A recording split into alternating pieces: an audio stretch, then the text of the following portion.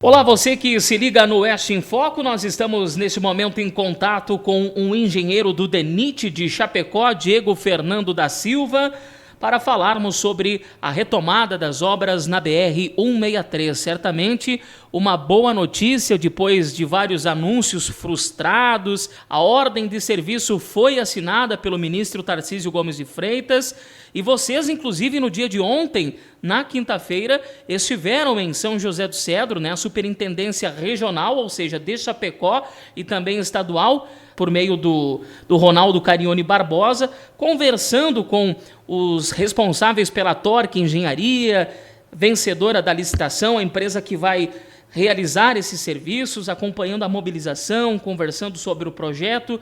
O que a gente pode falar sobre essa visita, Diego? Bem-vindo ao Portal Oeste em Foco, boa tarde. Boa tarde, Júnior, boa tarde a todos. Bom, primeiro eu agradeço aí o espaço, a oportunidade aí da gente poder levar algumas informações, apresentar algumas informações aí sobre essas etapas preliminares, etapas iniciais aí envolvendo a retomada aí das obras da BR-163 entre Guaraciaba e Dionísio Cerqueira.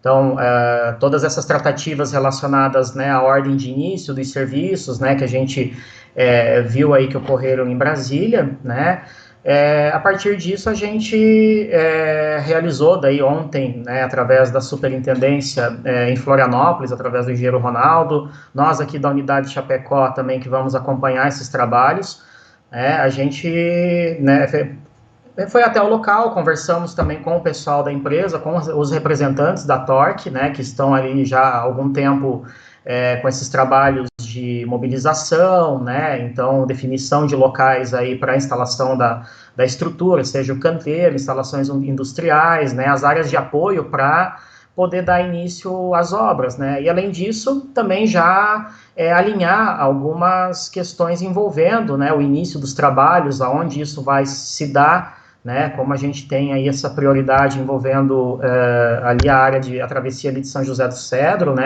então a gente já alinhou algumas ações nessas etapas iniciais até que a gente tenha também aí o reforço na mobilização, também com a vinda de equipamentos, pessoal, então tudo isso foi tratado aí nessa oportunidade que nós tivemos ontem aí com toda, no caso, o apoio da superintendência. Diego, as obras iniciam em São José do Cedro porque é o ponto mais crítico, é o ponto mais polêmico, porque também tem aquela questão do elevado, viaduto. Como é que vai ser os trabalhos iniciais? A princípio aí tem toda essa questão das ruas, das vias laterais, que a gente já inclusive comentou e pontuou em outras oportunidades.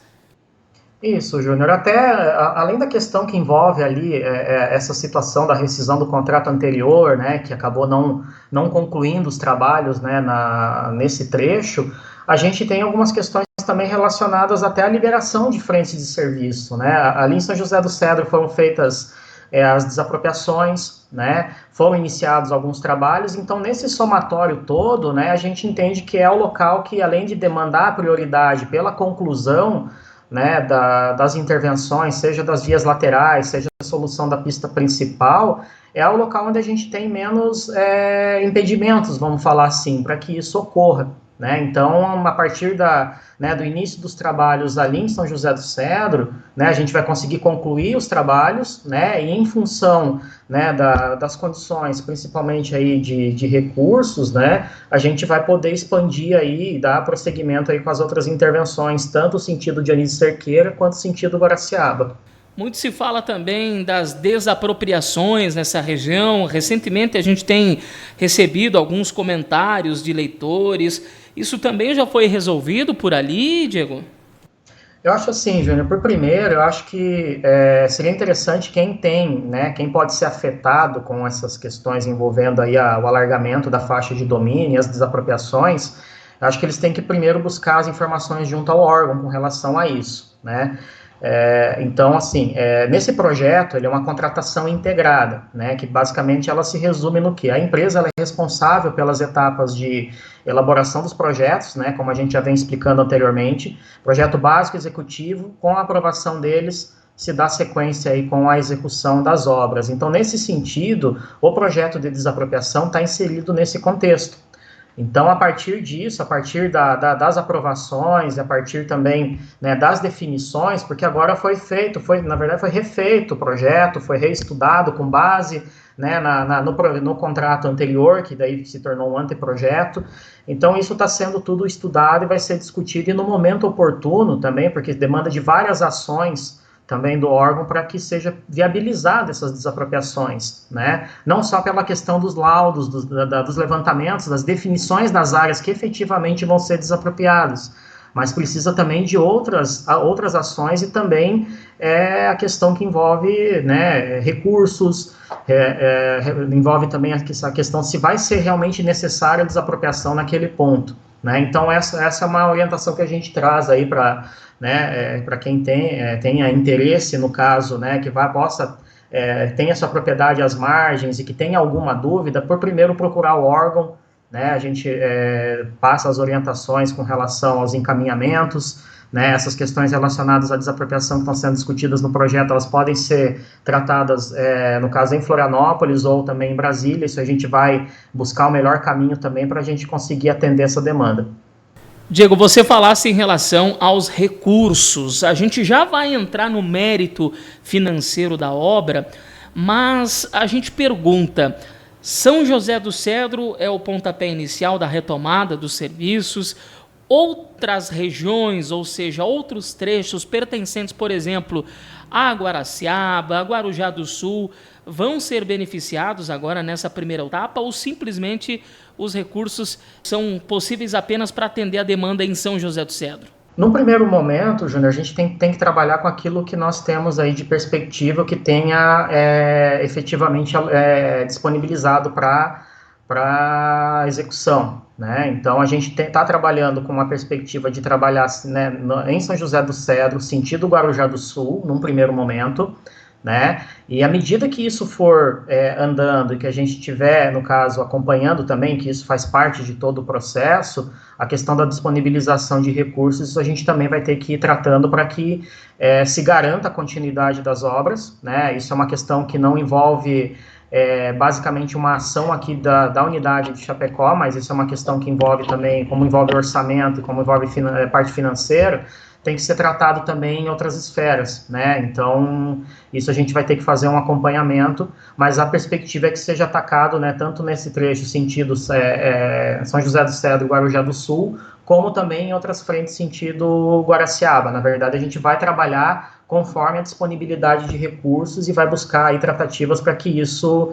tenha uma certa continuidade, né? Perfeito. Diego, a gente já comentou sobre esse assunto, que é o elevado, já falamos sobre isso várias vezes, e nós podemos novamente aproveitar essa oportunidade para reforçar a situação. O viaduto é muito comentado, há uma polêmica enorme que muitos fazem apontamentos de que não passa 2 caminhões ali, que ele é muito estreito, que ele tem que ser demolido. Algumas pessoas até falaram, políticos inclusive, falaram que o mesmo seria demolido. Isso não deve acontecer.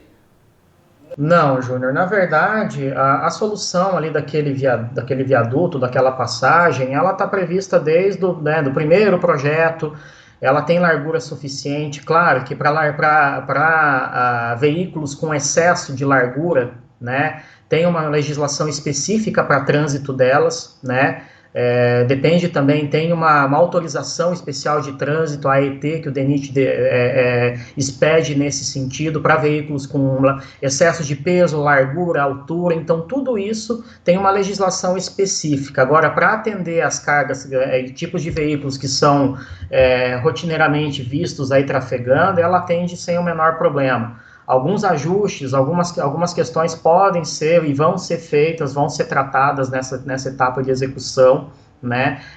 Mas, em princípio, não há nenhum elemento aí que denote que a estrutura ou ela tenha risco ou ela foi mal feita, né? Até por conta também que, no caso de uma demolição, seria uma estrutura aí de um valor bastante representativo e que seria bastante complicado você, né, nessas condições aí, promover uma demolição, algo nesse sentido, sendo que ela atende os critérios, foi executada dentro dos critérios de projeto, né? Então, tudo isso foi verificado também nessa etapa, né, do novo projeto. Então, em princípio, em termos de estrutura, em termos de geometria, né, aquela estrutura lá, ela não apresenta problemas.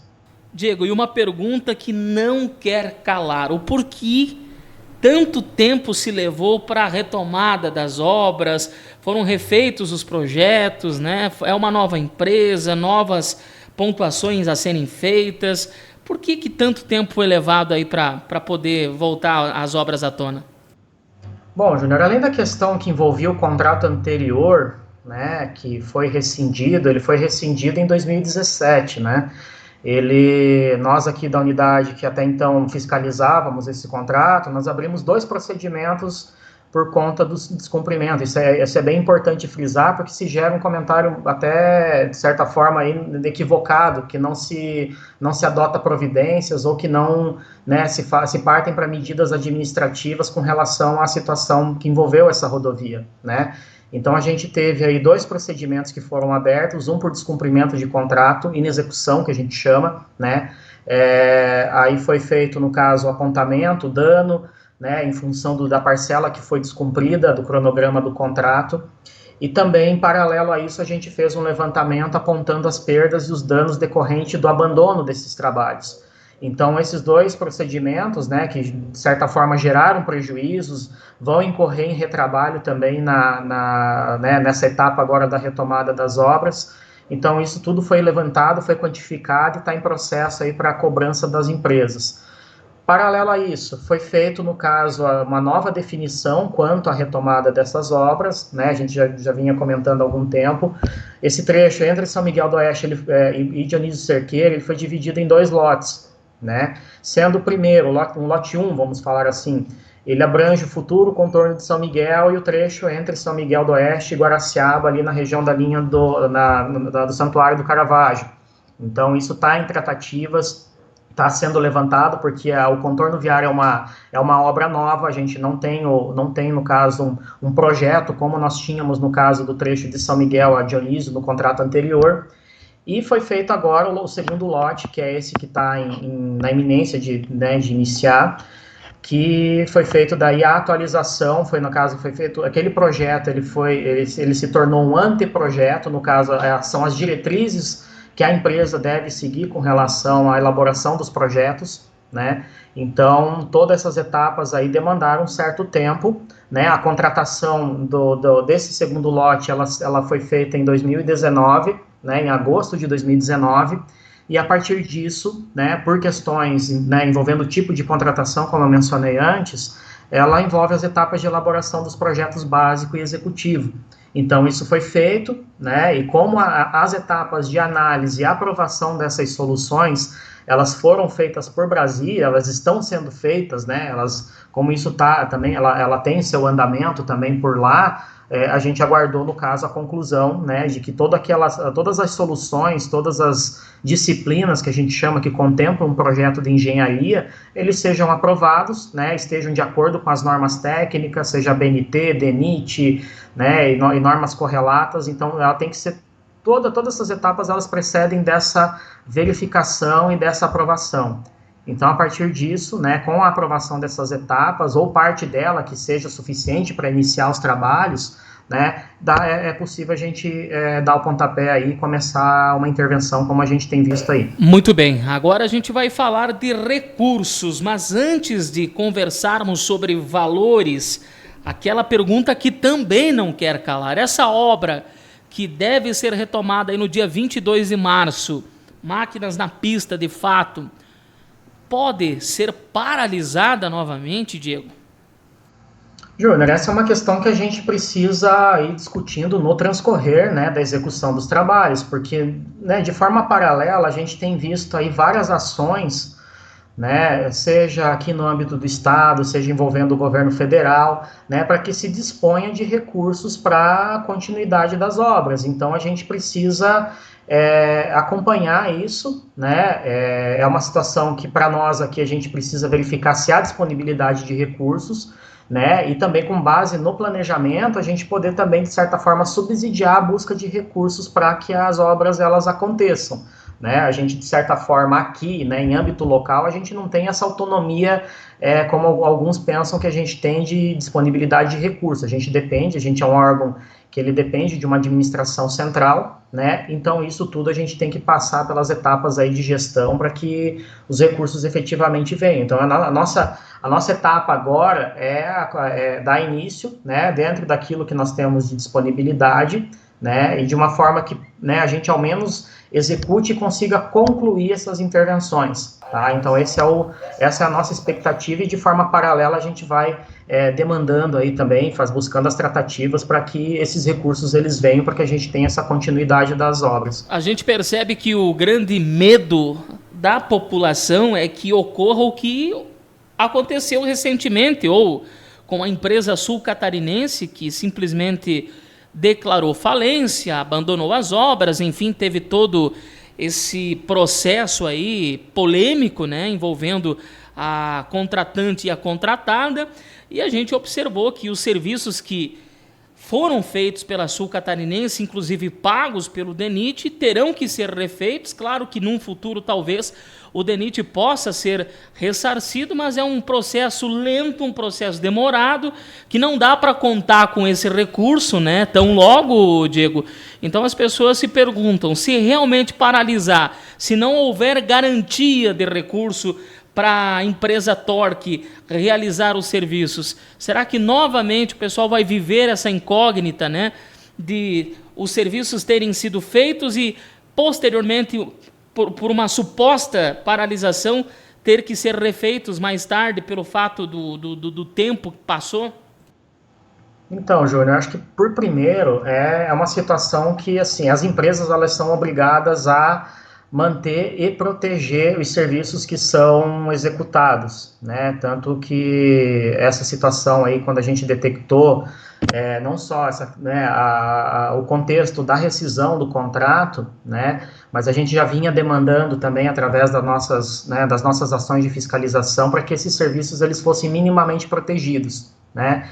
E não se detectando essa ação por parte da empresa, à época a gente adotou as ações, quantificamos e apuramos o dano e mandamos para a aplicação das sanções. Isso na verdade, assim, é o que eu entendo como o mínimo de uma atividade de fiscalização, né, a não ser cobrar, né, a qualidade dos trabalhos, né, e o refazimento quando eles não atendem. Então, a partir do momento que, né, se vê que não tem condições, que eu acho que é uma situação que a gente não teria... Fala assim, não seria o caso a gente colocar no contexto agora, porque, né, tem uma disponibilidade, né, para que a gente trabalhe e busque concluir aquilo que foi feito e não deixar nada executado de forma parcial, né, como a gente verificou aí tempos, né, anteriores, né, até quando a gente assumiu aqui as atividades na unidade local, tá? Então, com relação a isso, a gente vai trabalhar nesse sentido, né, tendo uma perspectiva, vamos falar assim, das piores, né, de não ter recurso, a gente vai ter que adotar as ações para que esses serviços sejam protegidos, e não sendo por parte da empresa, né, as ações para poder ressarcir, como a gente já fez uma primeira vez, não nos furta de fazer de novo. Claro que não é uma situação que a gente quer que ocorra, não estamos aqui agorando também, né? Mas a gente tem que pontuar porque foi algo que aconteceu no passado, as pessoas comentam e a gente não esquece, né? Mas vamos pensar agora que estamos numa nova situação, uma nova empresa, uma nova licitação, um novo projeto, um novo passo, né, em relação a essa obra, e a gente espera que com certeza aí os nossos governantes, os nossos representantes possam auxiliar com recursos. Hoje, por falar nisso, em relação a finanças, a dinheiro, Diego, quanto o DENIT tem disponível que já está no caixa para que a obra realmente possa acontecer e a empresa receber pelos serviços prestados? Júnior, a gente tem uma previsão relacionada à lei orçamentária em torno de 16 milhões, né, e 400, e a gente tem mais aí um valor de restos a pagar, né, que no caso são recursos que foram empenhados em anos anteriores, né, que está em torno dos 10 milhões, né, porque a gente já nesse período, né, já foi também liquidando as despesas relacionadas aos projetos, né, aquilo que foi até então, né, vinha sendo até então aprovado, né? Então a gente paga a partir da aprovação de uma disciplina, de uma parte, de um elemento do projeto, você paga proporcional àquilo, né? Então hoje a gente está trabalhando com essa previsão, a menção de outras fontes, né, de recurso, né, principalmente aí de ordem parlamentar também, né, há uma interlocução também que a gente tomou conhecimento envolvendo o governo do estado de Santa Catarina, e que isso, né, a gente espera aí que se resolva, e claro, também outras movimentações aí para que se venha recursos, né, através do caixa, né, do governo federal, ou de outras ações também aí que forem possíveis, né. Muito bem, sem contar com essa situação aí da ajuda de emendas da bancada federal catarinense, hoje o DENIT tem disponível então cerca de 26 milhões, contando com o recurso que o próprio DENIT tem por direito a receber na votação, sendo votada aí a lei orçamentária anual. São 26 milhões que o pessoal pode investir na estrada.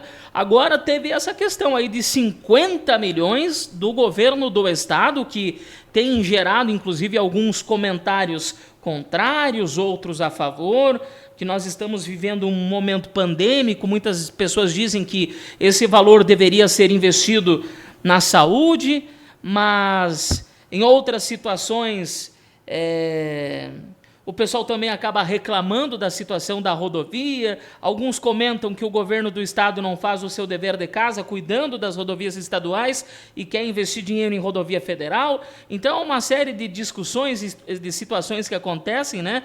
Mas o que realmente é fato, é notícia, é de que o governo se disponibilizou a aplicar 50 milhões na BR-163 para auxiliar no andamento dos trabalhos. Uma boa notícia, certamente, né, Diego? De que forma vocês recebem isso e como deve acontecer esse trâmite, que existe todo um processo burocrático por trás disso. Não é porque o governador sinalizou esses 50 milhões que esse valor já está na conta, né?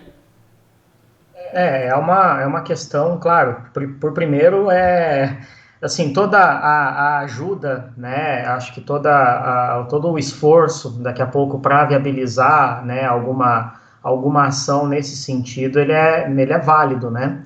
Então, o que a gente espera é que é uma situação que envolve tratativas entre, no caso, o governo do estado, né, Ministério, Direção-Geral do DENIT, acredito, e que para isso precisa, né, como se trata aí de orçamento público, né, deve passar aí por todas as tramitações necessárias para que se aprove, se autorize, né, e que seja possível, dependendo do mecanismo que for utilizado, né, administrativo, jurídico, enfim, que isso sendo mesmo confirmado, né, que ele se viabilize, né, dentro daquilo que a legislação rege, né, a forma mais adequada de fazer essa transferência de recurso.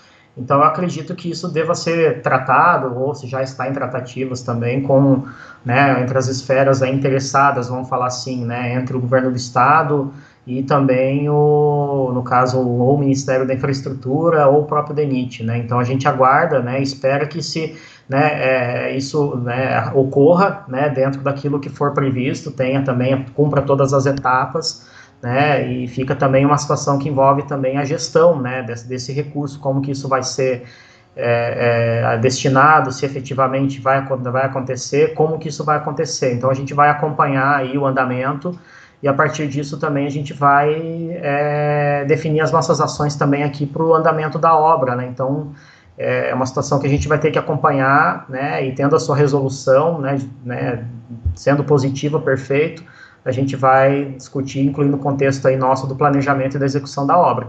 Excelente. Diego, para a gente finalizar o nosso bate-papo, obra nova, agora com pavimento em concreto, não mais asfalto, essa é a grande novidade, né? Claro que encareceu a obra, mas também a questão de garantia de tempo de duração é muito maior, é o dobro pela informação que nós temos.